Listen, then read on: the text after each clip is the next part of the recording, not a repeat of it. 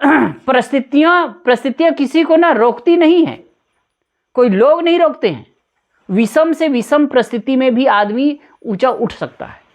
बच्चे लोग हैं, बताओ अब्दुल कलाम के बारे में। अब्दुल कलाम कौन थे, जानते हो नहीं? अब्दुल कलाम हमारे पूर्व राष्ट्रपति हो चुके हैं।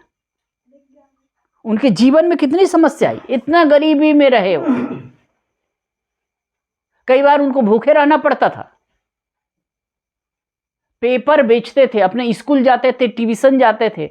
एक ट्यूशन पढ़ाने वाला टीचर था, तो वो एक लिमिट समय था, उसमें मुफ्त पढ़ाता था।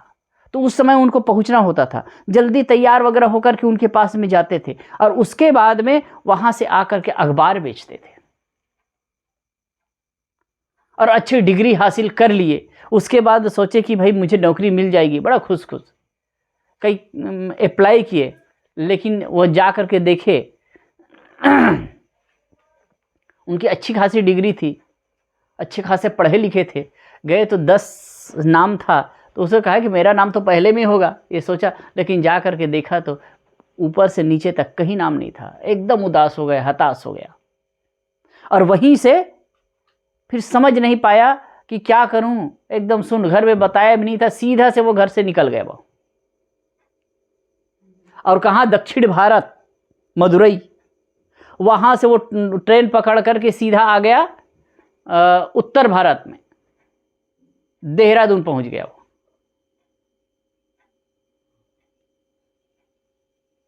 एकदम हताश, और उसके पास कुछ था नहीं। शायद वहां भी कुछ एग्जाम वगैरह देना था, तो वहां भी कुछ नहीं हो पाया उनका। एकदम हताश था। कहते एक बार वो ना पहाड़ के किनारे थे कि अब जीवन जी करके क्या करना, एकदम हताश था, दुखी था।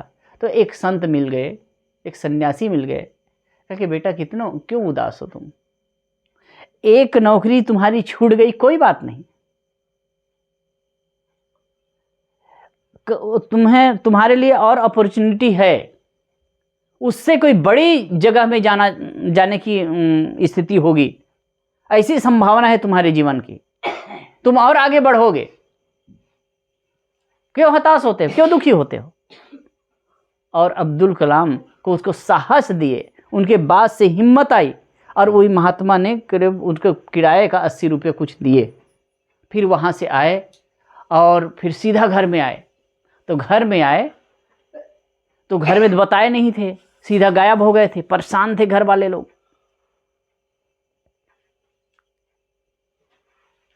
लेकिन उसके पिता देखे तो कहे कि आजकल क्या होता है, देखिए माता पिता के बारे में बता दो कि कुछ अगर बच्चे थोड़े से बहुत गलती किए तो बहुत डांटते हैं, मारते हैं, वह भी गलत है। आजकल की स्थिति ऐसी खराब हो चुकी है, सब लोग अग्रेसिव हो रहे हैं, थोड़े थोड़े में तनाव में रहते हैं। तो बच्चों को एकाएक मारना डपटना भी नहीं चाहिए। तो इसमें ये बात है, उसके पिता ने कुछ नहीं कहा उसे। कहाँ चले गए थे बेटा, क्यों नहीं बताए? लेकिन जाओ, तुम्हारे लिए कोई लेटर आया है। तो वो गए तो देखा तो लेटर आया था। तो कोई वैज्ञानिकों का कंपनी है, एक नाम मुझे याद नहीं आ रहा है, तो दिल्ली से उनको लेटर आया था। दिल्ली आया वो, उसके बाद में फिर उनका सिलेक्शन हुआ। फिर वहाँ रह करके उनको तो उतने इच्छा रही कि बहुत जानो बहुत समझो, अब बड़े बड़े लोगों के बीच में आऊँगा, वैज्ञानिकों के बीच में आऊँगा, समझने को मिलेगा। वहाँ आ कर के रहा। उसके बाद में उनको फिर हरिकोटा भेजा गया, अलग अलग जगह भेजा गया, और वहाँ फिर जा कर के उन्होंने शोध की और मिसाइल मैन कहलाए। भारत को आत्मनिर्भर बनाने का काम किए। पहले मिसाइल बाहर से लिया जाता था, तो उन्होंने पहले एटम में तो वो फेल हो गए, पूरा बना करके तैयारी हो गई थी, पूरा कंप्लीट। और पूरा उस समय इंदिरा गांधी प्रधानमंत्री थी। पूरा दुनिया, पूरे भारत के लोग देख रहे हैं, टीवी में रेडियो में सुन रहे हैं कि मिसाइल का परीक्षण होने वाला है। उसी समय बिल्कुल कुछ मिनट में उस परीक्षण होना था।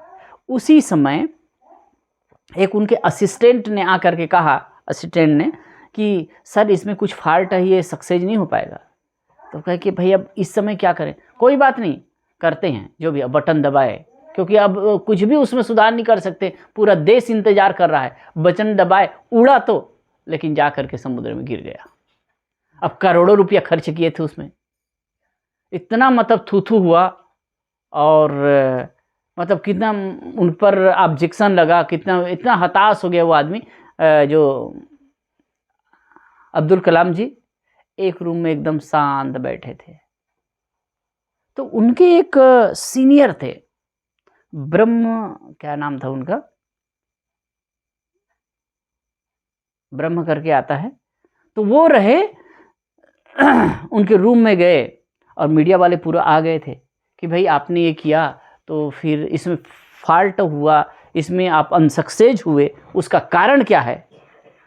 अब मीडिया वाले तो, आज भारत की मीडिया तो इतना खराब है, और जैसे कि क्रिकेटर लोग पास हो गए, मतलब जीत करके आए, ट्रॉफी जीत करके आए, तो लाइन लग जाती है, उनका सिर आंखों पर चढ़ाएंगे, इतना बड़े बड़े मतलब होर्डिंग दे करके छापेंगे और उनकी प्रशंसा करेंगे कि उनके समान कोई नहीं है। और अगर कहीं हार गए तो इतना बेइज्जती भी कर देते, उनको मुंह दिखाने लायक नहीं रखते। तो ऐसे ही अब वो असफल हो गए तो इतना परेशान किए उनको, तो अंदर में वो रहे, अब मैं क्या जवाब दूंगा, वो तो अंदर में थे, मैं क्या जवाब दूंगा लोगों को। तो वो जो ब्रह्म कुमार या ऐसे कुछ नाम था, तो वो आए और उनका पीठ थपथप कहे कि क्या कर रहे हो, चलो मीडिया वाले आए हैं। तो जब गए मीडिया वालों के बीच में, अब उसके बाद में ये सोच रहे हैं मैं क्या कहूँगा, क्या जवाब दूंगा मैं। तो उन्होंने जो ब्रह्म, मैं कहीं पर लिखा हूँ, ब्रह्म करके कुछ नाम है, वो कहे कि ये जो असफल हुआ, जो पत्रकार लोग पूछे कि इस असफलता हुई उसका जिम्मेदार कौन है, इसकी जिम्मेदारी कौन लेता है। तो उनके जो हेड थे, उन्होंने कहा कि इसकी जिम्मेदारी मैं लेता हूँ, इसकी जिम्मेदारी मैं लेता हूँ। और उसके बाद में इनको कहे, वो इतना मतलब इतना गदगद हो गए कि मेरी असफलता का श्रेय मेरे गुरु ने लिया, इतना प्रभावित हुए वो। बैठ जाओ नीचे रख दो, उसमें नहीं, नीचे रख दो बाबू, नीचे रखो, वो गंदा है उसमें नहीं। अब इतना हल्का महसूस किए।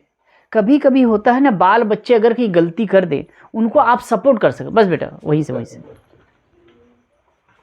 आप उनको तह दो, उनको मतलब एक आधार दो, सपोर्ट करो कि नहीं बेटा हो गया, अब आगे बढ़िया करना है। तो इससे ना उनको आत्मविश्वास मिलता है, बल मिलता है। अब बार बार अगर कि डांटे बच्चों को, कई बार होता क्या है कि बच्चे झूठ बोलना क्यों सीखते हैं कि इतना आप मतलब यमराज की तरह डराए रहते हैं। मान ले जाए कोई बच्चे से गलती हो गई, अब उनको पता चला कि मैं जाऊंगा तो मेरे मम्मी पापा मारेंगे, तो वो उसको बचाने की कोशिश करेगा, वो छुपाने की कोशिश करेगा। और दूसरी तरह से बच्चों को भी होना चाहिए, भले हम मार खाएं लेकिन झूठ नहीं बोलेंगे।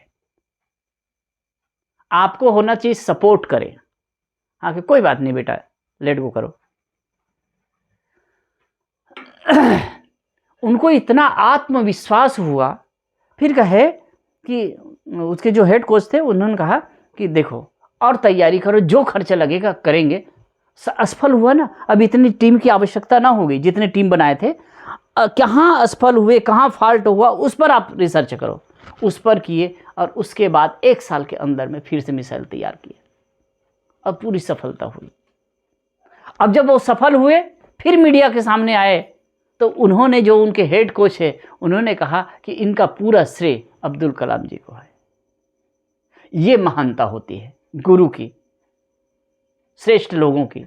जब असफल हुए वो, तो उसका पूरा भार अपने सिर पर ले लिए, जिम्मेदारी अपने सिर पर लिए, और जब सफल हुए तो पूरा श्रेय उनको दे दिए। ये कहने का मतलब है, देखो विषम परिस्थिति में होकर के भी अब्दुल कलाम जी आगे बढ़े और देश में, समाज में नाम रोशन किए। और अद्भुत बात, जब वो उनका शरीर छूटा ना, तो क्या था, आजकल के राजनेताओं के पास में कितना रहता है, कहते हैं कि 3000 के आसपास पुस्तक था, 2500 उनके पुस्तकें थी। 6 उनके शर्ट था, 4 लोअर था और एक जोड़ी जूता था और कुछ नहीं था। सोचिए, फकीर की तरह जिए, एक संत की तरह जिए और समाज की सेवा करते रहे। और हमेशा वो सीखते और सिखाते रहे, पढ़ाते रहे। जिस समय शरीर छूटा तो उस समय देहरादून में बच्चों को पढ़ा ही रहे थे।